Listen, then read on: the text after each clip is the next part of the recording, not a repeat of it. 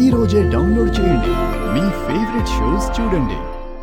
నేను ఫ్యాక్టరీలో జాయిన్ అవ్వడం తప్పనిసరి పరిస్థితుల్లో తీసుకున్న నిర్ణయం. అమ్మ కోసం, ఇంత సాయం చేసిన గురువుగారి కోసం కాదనలేక తీసుకున్న నిర్ణయం. అందుకేనమ్మా తిరిగి ఆ కంపెనీలో కాలు పెట్టాల్సి వచ్చింది. ఇదంతా నా మూలంగానే కదన్నయ్య. నువ్వు నా గురించి ఆలోచించావు కాబట్టే మనం ఇక్కడికి రావాల్సి వచ్చింది.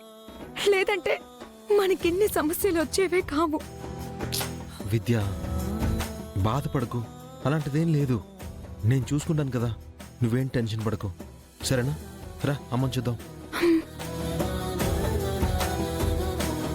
అమ్మా అమ్మా అమ్మా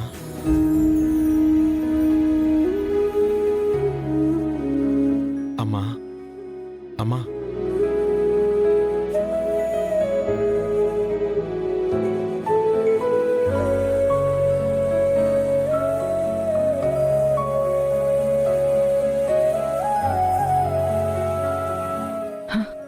వెంకీ, అమ్మా విద్య. అమ్మా నీకిప్పుడు ఇంకేం ప్రాబ్లం లేదమ్మా. నీకు ఆపరేషన్ చేసేశారు. నువ్వు తొందరగానే కోలుకుంటావని డాక్టర్ గారు చెప్పారమ్మా. ఆపరేషనా? అంత డబ్బు ఎలా? అమ్మా ఇప్పుడు అవన్నీ నీకెందుకు? నువ్వవేం ఆలోచించుకో. నువ్వు త్వరగా కోలుకోవడమే మాకు కావాలి, సరేనా?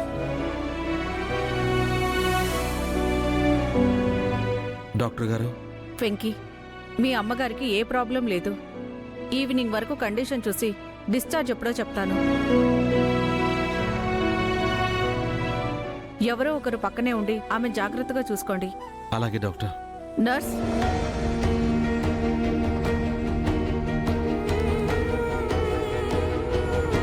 అమ్మా ఇంకేం పర్లేదమ్మా.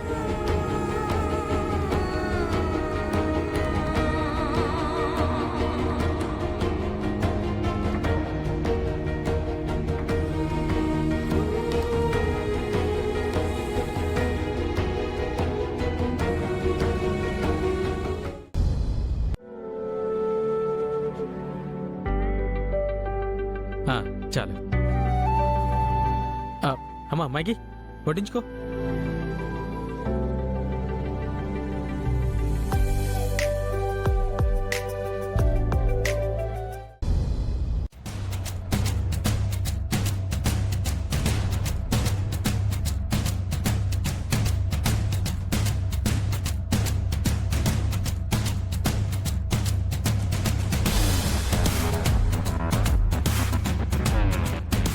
ఏంటమ్మా మ్యాగీ, భోజనం ప్లేట్ ముందు పెట్టుకుని తినకుండా ఏం ఆలోచిస్తున్నావు? అన్నీ నీకు ఇష్టమైన కర్రీసే కదా వండారు, తినమ్మా. ఇది వర్రీ కాదు డాడ్, నా మీద నాకే చిరాకేస్తుంది. అన్ని చోట్ల ఆ వెంకీ గాడి ముందు ఓడిపోయానన్న ఫీలింగ్ ఒళ్ళంతా మంటెక్కిపోతుంది. ఇప్పుడు అవన్నీ ఎందుకమ్మా? ప్రశాంతంగా భోంచేయి. ఎలా డాడీ, ఎలా ప్రశాంతంగా తినమంటావు?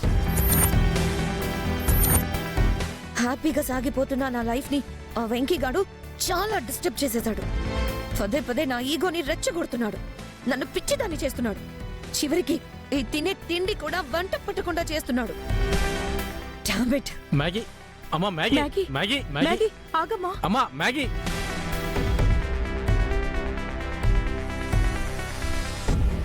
మ్యాగీ తినకుండా వెళ్ళిపోయింది. బావగారు, మీరేం బాధపడకండి. తనకి భోజనం గదికి తీసుకెళ్లి పెడతాను, మీరు తినండి. ఈ భోజనం విలువ తెలియక నా కూతురు అలా చేసిందే. దాని విలువ తెలిస్తే నా కూతురు జీవితమే బాగుండేది.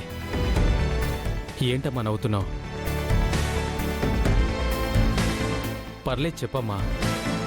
ఏం లేదు బావగారు, మీరు విలువల గురించి మాట్లాడుతుంటే నవ్వు వస్తుంది.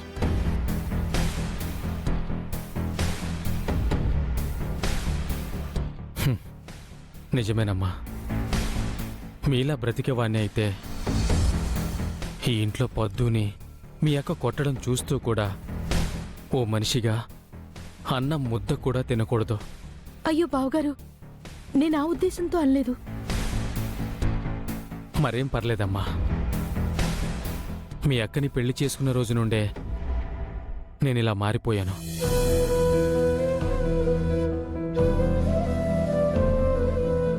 వద్దమ్మా.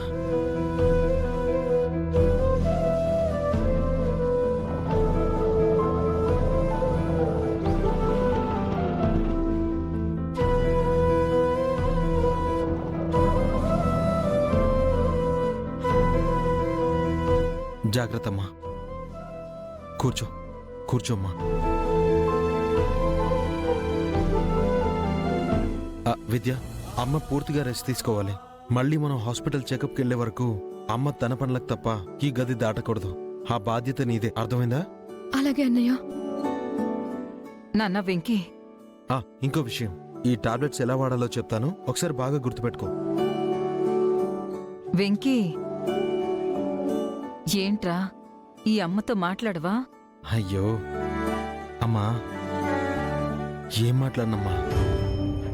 డాక్టర్ నీ ఆరోగ్య పరిస్థితి ఇది అని చెప్పినప్పుడు విద్యని చూసి ప్రాణాలాగిపోయినంత పనైంది. నేను సరేనమ్మా, మొండివాణ్ణి, ఎలాగోలా తట్టుకోగలను. కానీ విద్యను చూడు, తన పరిస్థితి చూస్తుంటే ఇప్పటికీ తన గుండెదడ ఆగినట్టు లేదమ్మా. ఎందుకమ్మా, ఎందుకిలా చేశావు? నీ తల్లో సమస్యని నీ గుండెల్లోనే ఎందుకింతలా మోసావు? అసలు ఏంటమ్మా ఇది? నీ బాధ ప్రాణం మీదకి వచ్చే వరకు మాకు తెలియకూడదని ఎలా అమ్మా అనుకున్నావు? నీకేమైనా అయితే మేమేమైపోవాలి? నాది బాధ కాదురా, బాధ్యత. ఇవాళ కాకపోయినా రేపైనా నాది పోయే అమ్మా,